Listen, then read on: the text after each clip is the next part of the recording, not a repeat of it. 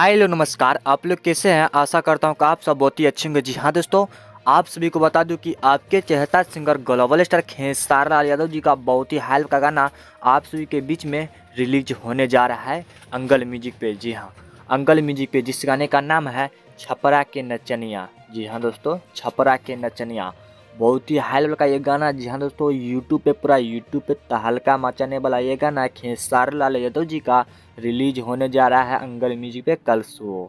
तो आप लोग कल सुबह अंगल म्यूजिक पे जाके मोबाइल को रेफरेंस करते रहिएगा, क्योंकि आपके पास आपके यूट्यूब ऐप में कभी भी ये गाना छपरा के नचनिया वाला गाना आपके पास पहुंच जाएगा।